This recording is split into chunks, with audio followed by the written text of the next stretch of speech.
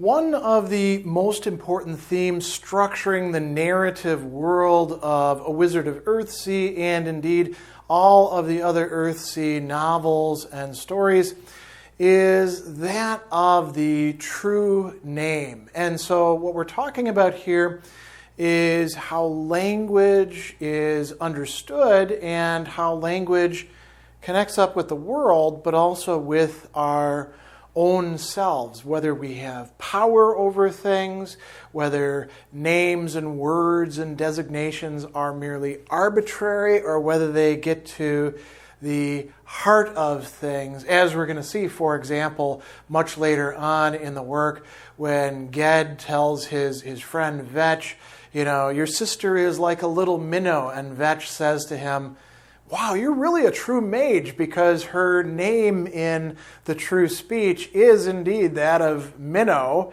And of course, Ged says, you probably shouldn't have revealed that to me, buddy, because names are incredibly private and personal because of their connection to power. And one of the fitting places to begin is actually when Ged is in the isolate tower studying these long lists of names. We see Ged sighed sometimes, but he did not complain.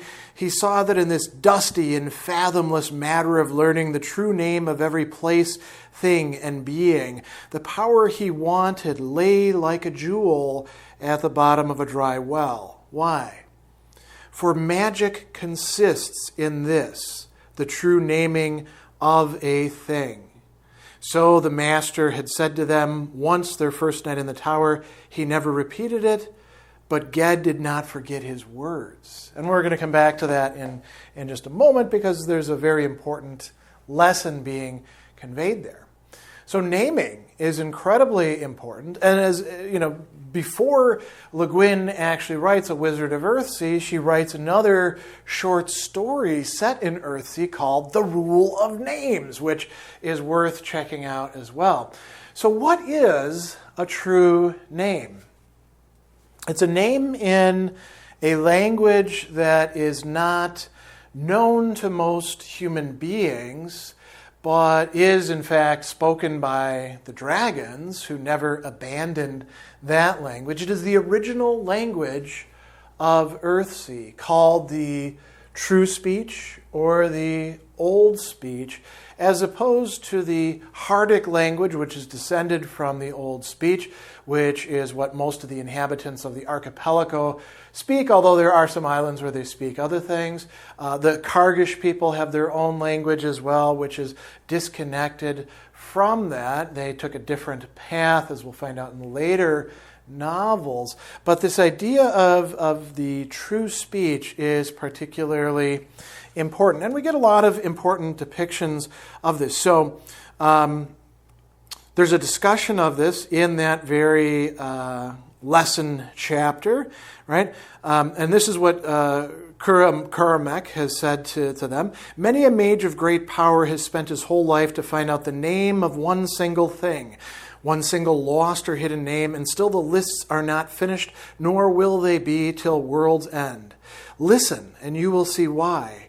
In the world under the sun, and in the other world that has no sun, there is much that has nothing to do with men and men's speech, and there are powers beyond our power. But magic, true magic, is worked only by those beings who speak the Hardic tongue of Earthsea, or the old speech from which it grew. This is the language that dragons speak, and the language Segoi spoke, who made the islands of the world, and the language of our lays and songs, spells, enchantments, and invocations.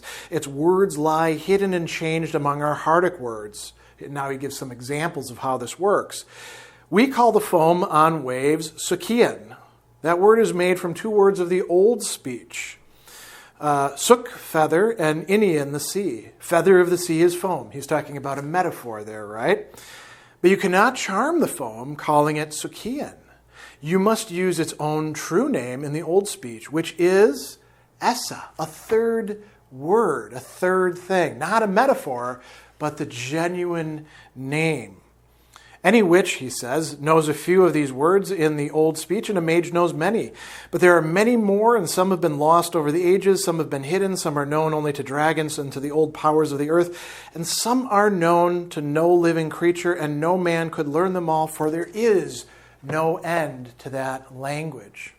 Sometimes it feels like our own language doesn't have any sort of end to it. English has one of the largest lexicons of world languages, but even so, there must be a finitude to it.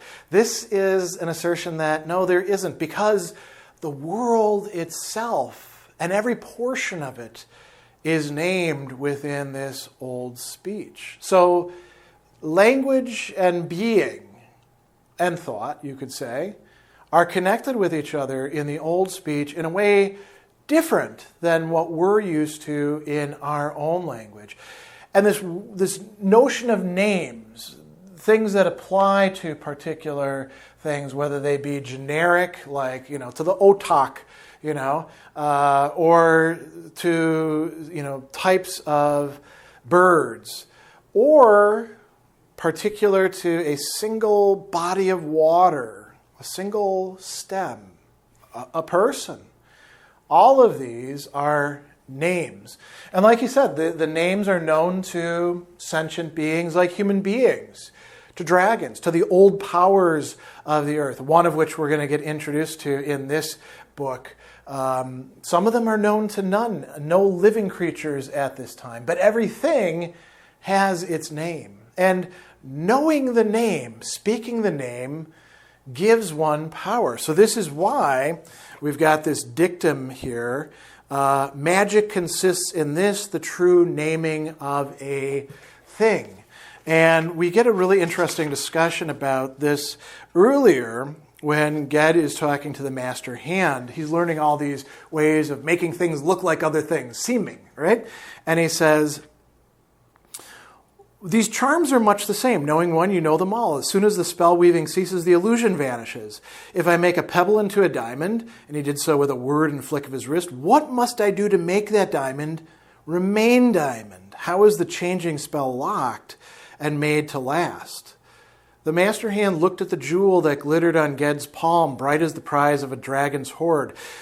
The old master murmured one word, Tolk, and there lay the pebble. No jewel, but a rough gray bit of rock. So you see, he has power over it. He can change it back into what it actually is, or remove the seeming, the illusion. He says, this is a rock, Tolk, in the true speech. A bit of the stone of which Roke Isle is made, a little bit of the dry land on which men live. It is itself. It is part of the world. By the illusion change, you can make it look like a diamond or a flower or a fly or an eye or a flame. The rock flickered from shape to shape as he named them and returned to rock. But that is mere seeming.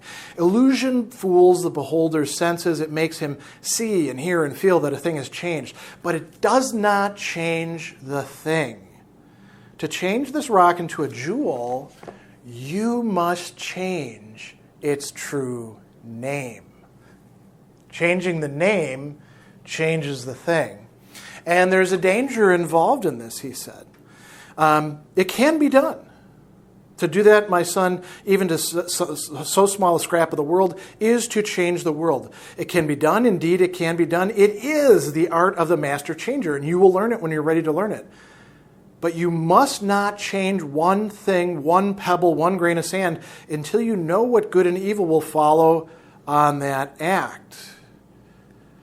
He says, a rock is a good thing. If the Isles of Earthsea were made of diamond, we'd lead a hard life here. And so this is quite an important lesson, which is going to lead to discussion of the equilibrium, which is a whole other topic. But it is possible to change the nature of things. Indeed, that is what happens when a mage changes himself into a falcon or into a dragon or a bear, as we learn about a terrible story. So how do we acquire these names? What's involved there? We see at the very beginning that you can learn names from other people. And this is, in fact, what is happening when Ged himself is learning from his aunt. I'm going to read this a little bit. A sister of his dead mother lived in the village. She'd done what was needful for him as a baby, but she had business of her own, and once he could look after himself, she paid no more heed to him. But one day when the boy was 7 years old, untaught and knowing nothing of the arts and powers that are in the world, he heard his aunt crying out words to a goat, which had jumped up on the thatch of a hut and would not come down. But it came jumping down when she cried a certain rhyme to it.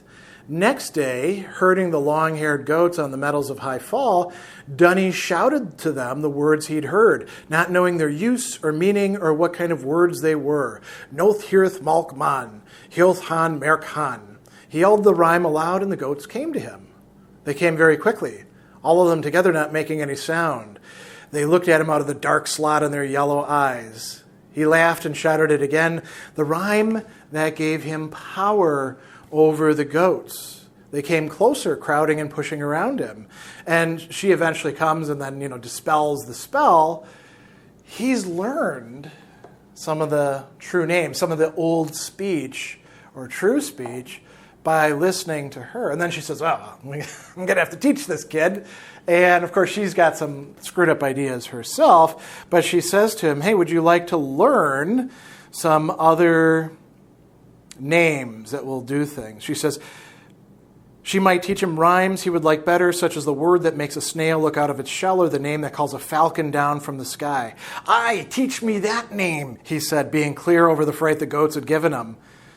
The witch said to him, you will not ever tell that word to the other children if I teach it to you. I promise. She smiled at his ready ignorance. Well and good, but I will bind your promise. Your tongue will be stilled until I choose to unbind it. Then, even though you can speak, you will not be able to speak the word I teach you where another person can hear it. We must keep the secrets of our craft. And then she tries to bind him. It doesn't actually work. And here we see this was Dunny's first step on the way he was to follow all of his life, the way of magery. But those first steps along the way, it seemed a broad, bright road. When he found the wild falcons stooped down to him from the wind, when he summoned them by name, lighting with a thunder of wings on his wrist like the hunting bird of a prince, then he hungered to know more names and came to his aunt, begging to learn the name of the sparrowhawk and the osprey and the eagle. To earn the words of power, he did all the witch asked of him and learned all she taught, though not all of it was pleasant to know or do. She's not a black sorceress, as we find out, but she's kind of a goofball in some respects. And so you can learn in that way, right? And you can learn from all sorts of people in that way. We also find him learning in a much more structured way in the passage that I read earlier from the Master Namer on Roke, which involves being in the isolate tower and copying out these lists of names, which seems like an incredibly boring thing to do, right? He was sent with 7 boys across Roke Island to the farthest northmost cape where stands the isolate tower. There by himself lived the Master Namer, who was called by a name that had no meaning in any language. Here we go. Grim it stood above the northern cliffs, gray were the clouds over the seas of winter, endless the lists and ranks and rounds of names that the Namer's 8 pupils must learn. And so students must learn before midnight the name of every cape, point, bay, sound, inlet, channel, harbor, shallows, reef, and rock of the shores of Lasso, a little islet of the Pelennor Sea. If the student complained, the master might say nothing but lengthen the list.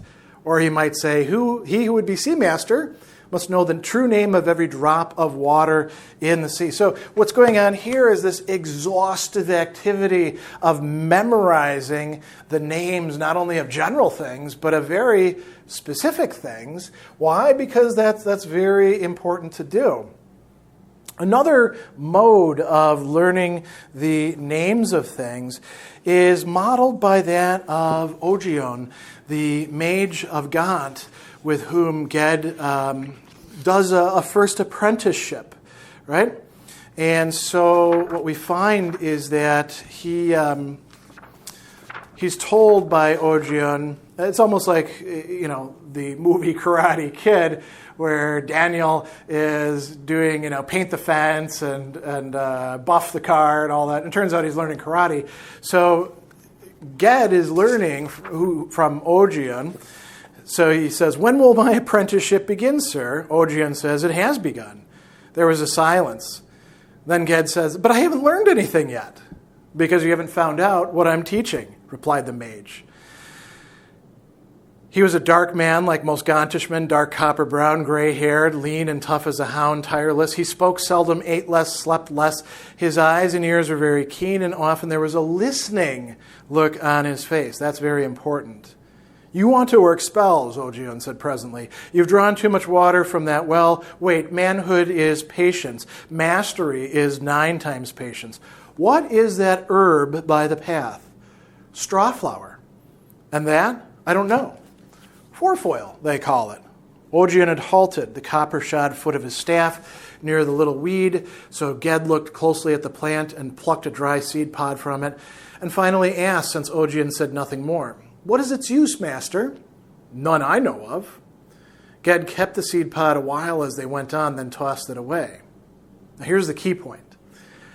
When you know the forefoil in all its seasons, root and leaf and flower, by sight and scent and seed, then you may learn its true name, knowing its being, which is more than its use.